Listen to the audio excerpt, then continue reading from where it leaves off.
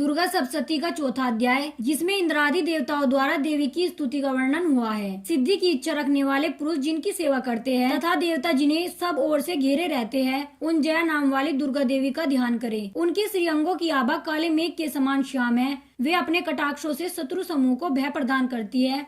उनके मस्तक पर आबंध चंद्रमा की रेखा शोभा पाती है। वे अपने हाथों में शंख, चक्र, कृपाण और त्रिशूल धारण करती है। उनके 3 नेत्र हैं। वे सिंह के कंधे पर चढ़ी हुई है और अपने तेज से तीनों लोकों को परिपूर्ण कर रही है। ऋषि कहते हैं, अत्यंत पराक्रमी दुरात्मा महिषासुर तथा उसकी दैत्य सेना की देवी के हाथ से मारे जाने पर इंद्र आदि देवता प्रणाम के लिए गर्दन तथा कंधे झुकाकर उन भगवती दुर्गा का उत्तम वचनों द्वारा स्तवन करने लगे।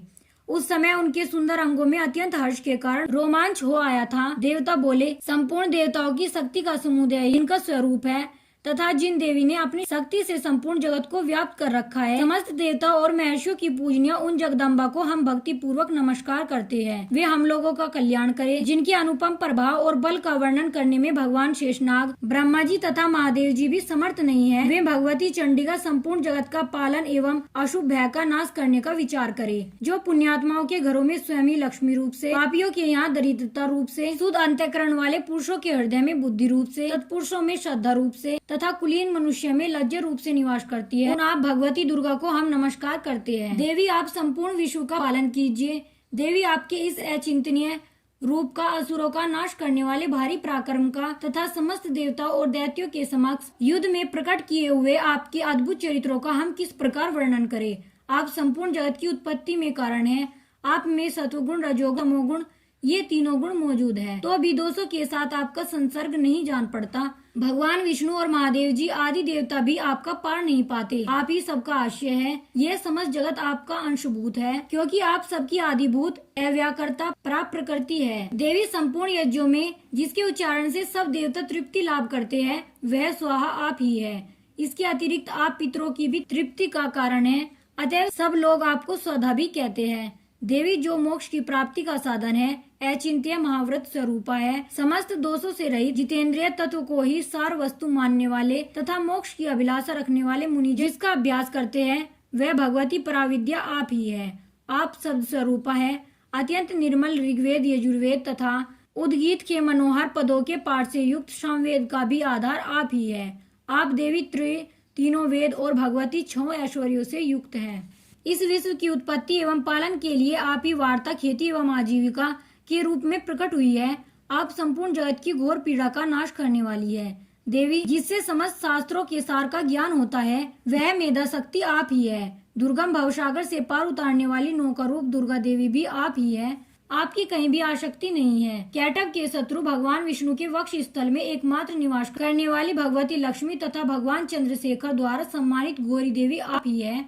आपका मुख मध्य कान से सुशोभित निर्मल पूर्ण चंद्रमा के बिंब का अनुकरण करने वाला और उत्तम सुवर्ण की मनोहर कांति से कमनीय है। तो भी उसे देखकर महिषासुर को क्रोध हुआ और सहसा उसने उस पर प्रहार कर दिया। यह बड़े आश्चर्य की बात है। देवी, वही मुख जब क्रोध से युक्त होने पर उदयकाल के चंद्रमा की भांति लाल और तनी हुई भोग के कारण विकराल हो उठा, तब उसे देखकर जो महिषासुर के प्राण तुरंत नहीं निकल गए, यह उससे भी बढ़कर आश्चर्य की बात है। क्योंकि क्रोध में भरे हुए यमराज को देखकर भला कौन जीवित रह सकता है। देवी, आप प्रसन्न हो। परमात्मा स्वरूप आपके प्रसन्न होने पर जगत का अभ्युदय होता है और क्रोध में भर जाने पर आप तत्कालिक कितने कुलों का सर्वनाश कर डालती है। यह बात अभी अनुभव में आई है, क्योंकि महिषासुर की यह विशाल सेना क्षण भर में आपके कोप से नष्ट हो गई है। सदा अभ्युदय प्रदान करने वाली आप जिन पर प्रसन्न रहती है, वे ही देश में सम्मानित है। उन्हीं को धन और यश की प्राप्ति होती है। उन्हीं का धर्म कभी शिथिल नहीं होता तथा वे ही अपने हष्ट पुष्ट स्त्री पुत्र और भृत्यों के साथ धन्य माने जाते हैं। देवी, आपकी ही कृपा से पुण्यात्मा पुरुष प्रतिदिन अत्यंत श्रद्धा पूर्वक सदा सब प्रकार के धर्मानुकूल कर्म करता है और उसके प्रभाव से स्वर्गलोक में जाता है। इसलिए आप तीनों लोकों में निश्चय ही मनोवांछित फल देने वाली है। माँ दुर्गे, आप स्मरण करने पर सब प्राणियों का भय हर लेती है और स्वस्थ पुरुषों द्वारा चिंतन करने पर उन्हें परम कल्याणमय बुद्धि प्रदान करती है। दुख, दरिद्रता और भय हरने वाली देवी, आपके सिवा दूसरी कौन है जिसका चित्त सबका उपकार करने के लिए सदा ही दयार्द्र रहता हो। देवी, इन राक्षसों के मारने से संसार को सुख मिले तथा ये राक्षस चिरकाल तक नरक में रहने के लिए भले ही पाप करते रहे हो, इस समय संग्राम में मृत्यु को प्राप्त होकर स्वर्गलोक में जाए। निश्चय ही यही सोचकर आप शत्रुओं का वध करती है। आप शत्रुओं पर शस्त्रों का प्रहार क्यों करती है? समस्त असुरों को दृष्टिपात मात्र से ही भस्म क्यों नहीं कर देती? इसमें एक रहस्य है। ये शत्रु भी हमारे शस्त्रों से पवित्र होकर उत्तम लोक में जाए, इस प्रकार उनके प्रति भी आपका विचार अत्यंत उत्तम रहता है। खड़ग के तेज पुंज की भयंकर दीप्ति से तथा आपके त्रिशूल की अग्रभाग की घनीभूत प्रभा से चौंधियाकर जो असुरों की आंखें फूट नहीं गई, उसमें कारण यही था कि मनोहर रश्मियों से युक्त चंद्रमा के समान आनंद प्रदान करने वाले आपके इस सुंदर मुख का दर्शन करते थे। देवी, आपका शील दुराचारियों के बुरे बर्ताव को दूर करने वाला है। साथ ही यह रूप ऐसा है जो कभी चिंतन में भी नहीं आ सकता और जिसकी कभी दूसरों से तुलना भी नहीं हो सकती, तथा आपका बल और पराक्रम तो उन दैत्यों का भी नाश करने वाला है जो कभी देवताओं के पराक्रम को भी नष्ट कर चुके थे। इस प्रकार आपने शत्रुओं पर भी अपनी दया ही प्रकट की है। वरदायनी देवी, आपके इस पराक्रम की किसके साथ तुलना हो सकती है?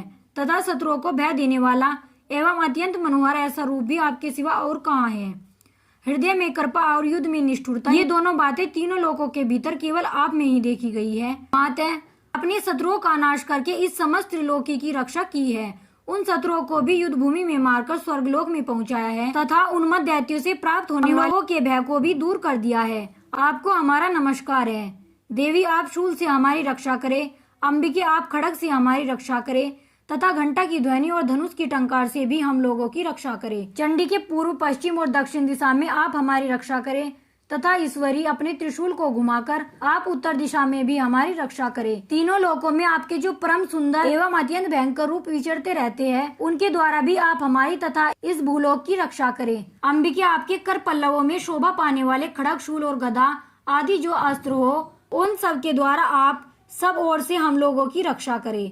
ऋषि कहते हैं, इस प्रकार जब देवताओं ने जगन्माता दुर्गा की स्तुति की और नंदन वन के दिव्य पुष्पों एवं गंध, चंदन आदि के द्वारा उनका पूजन किया, फिर सबने मिलकर जब भक्ति पूर्वक दिव्य धूपों की सुगंध निवेदन की, तब देवी ने प्रसन्न वदन होकर प्रणाम करते हुए सब देवताओं से कहा, देवताओं, तुम सब लोग मुझसे जिस वस्तु की अभिलाषा रखते हो उसे मांगो। देवता बोले, भगवती ने हमारी सब इच्छा पूर्ण कर दी, अब कुछ भी बाकी नहीं है, क्योंकि हमारा यह शत्रु महिषासुर मारा गया।